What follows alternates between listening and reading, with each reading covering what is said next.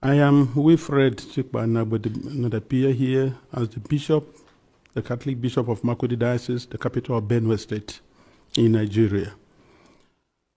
I am the shepherd of one of the 4 dioceses, Catholic dioceses in Benue. We have others, Anglican, Methodist, and Pentecostals, which sort of the Benue State has a population of about 6.1 million people, 2 million of whom are those under my care as the bishop of the diocese.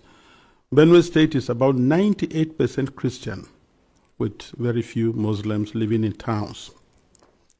Nigeria and eventually my diocese and the state of Benue have become, in recent years, one of the most dangerous and insecure places for Christians. Christians and Muslims are nearly evenly divided among Nigeria's large population of over 200 million persons. Islamist extremists are fiercely contesting the possession, control, and governing law of the land, especially in the country's northern and central regions, the latter of which is where Benue is located. There are constant ethnic, political, and religious conflicts over land and allegiance. Constitutionally, we are a secularist country, but our unity has been fragile. Political and religious actions and even public speech have been carefully managed to avoid accusations of religious bias and political tensions. Today, the clear influence of Islamist extremists has changed the traditional social dynamics of tribe, ethnicity, religion, and the social status in Nigeria. Because just recently, at the beginning of the Ramadan fast, 12 states in northern Nigeria have declared closed schools so that they attend to this. And you can imagine, which other country in the world does that? Saudi Arabia is not doing it. Afghanistan is not doing it. Baghdad is not doing it, but then Nigeria is practicing. What kind of Islam are they practicing? 12 states, and not only Muslims are living in these places. What happens with the educational program or curriculum of the country? But this is what we are going through every day in Nigeria. A long-term Islamic agenda to homogenize the population has been implemented over several presidencies through a strategy to reduce and eventually eliminate the Christian identity of half of the population. This strategy includes both violent and non-violent actions, such as the exclusion of Christians from positions of power and adoption of such church members, the raping of women, the killing and exploitation of Christians, the destruction of churches and farmlands of Christian farmers, followed by the occupation of such lands by the Fulani herders, and also changing the names of these villages. They are taking over the places, so you clearly see an expansionist approach and Islamic, and then they are making the people now flee and leave their villages, and they conquer it. The quest to Islamalize the land appears high on the agenda of some of the powerful and influential Muslims in Nigeria. There is a campaign to take land to spread Islam, and there is the hemorrhaging of Christian farmers from the central region of Nigeria and Benue State, and Makurdi Diocese in particular, as they are forced to abandon fertile lands that used to feed the nation, which classify Benue as the food basket of the nation. Militant Fulani herdsmen are terrorists destroying society. They steal and vandalize, they kill and boast about it. They kidnap and rape, and they enjoy total impunity from the elected authorities. None of them have been arrested and brought to justice. This is supported by the corrupt system in which we operate and the abject poverty among us, which allow the criminals to easily attract more recruits and prey on more victims. Why is this happening? Is it really a religious war?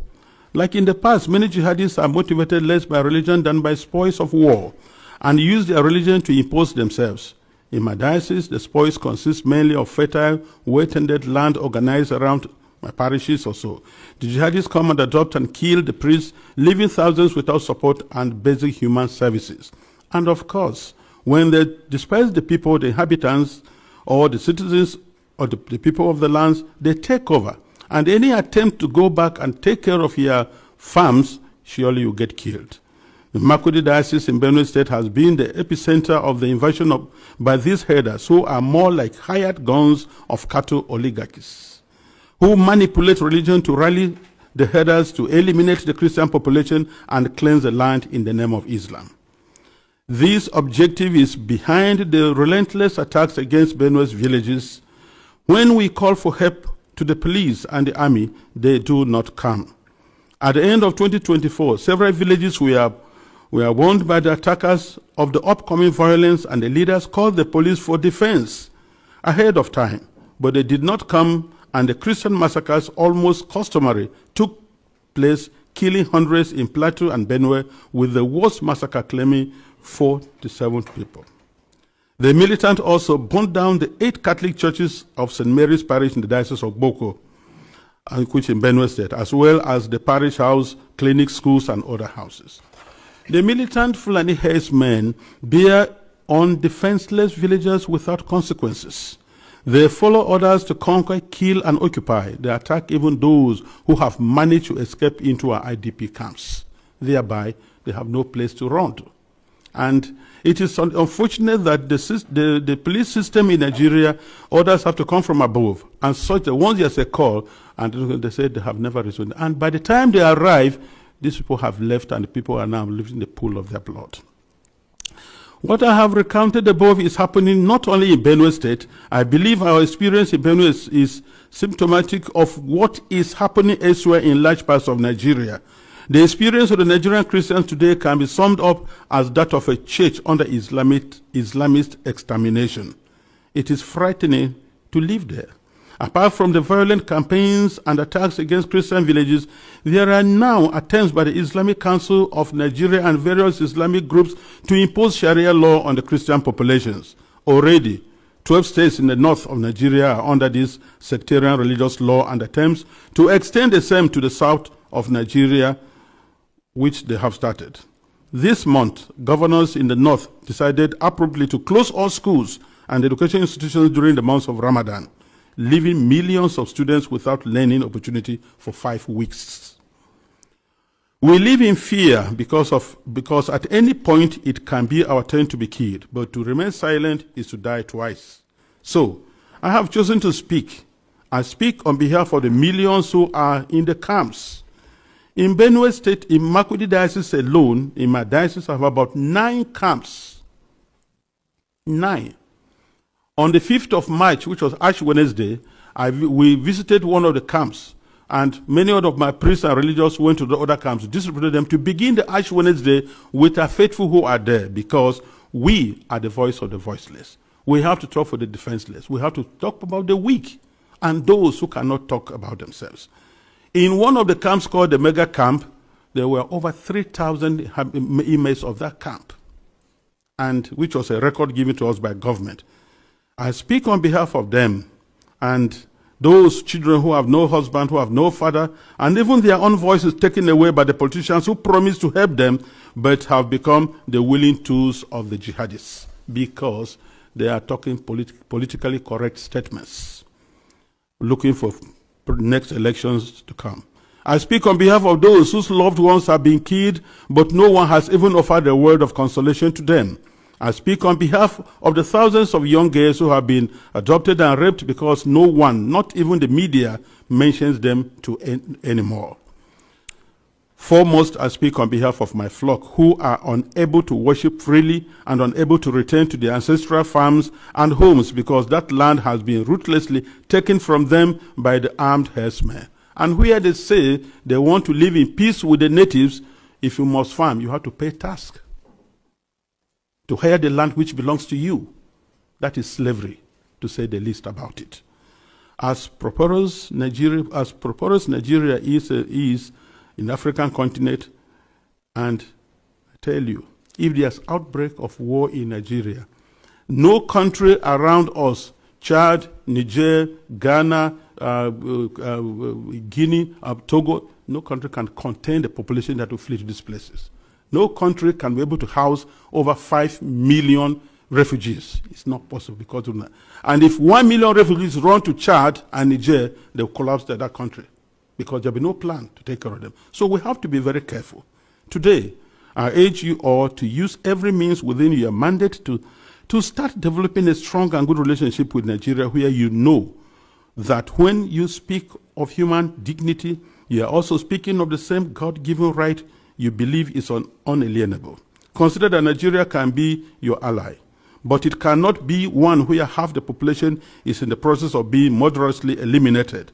Work with us, the churches, and other Nigerians of goodwill. We are working for a peaceful and prosperous society, and our desperate plight has been set aside U.S. policy for too long, to the cost of thousands of lives. Concretely, I request and I plead, I ask you to redesignate Nigeria as a country of particular concern. This has both a practical and diplomatic meaning to signal that you are paying attention to what happens to us and elsewhere in the world. Because the policies the government is trying to put in place, so that to return the IDPs, build camps for them, relocate them from their homes, it is not durable and it will not work, because the government has already the population that is not able to take care of. And then you have over millions of people in the camps, and you want to relocate them to where? And if you do, let's take that you do. How many houses or rooms will you give me who has 5 children, another one has 3, another one has 2, and what will I be doing for a living?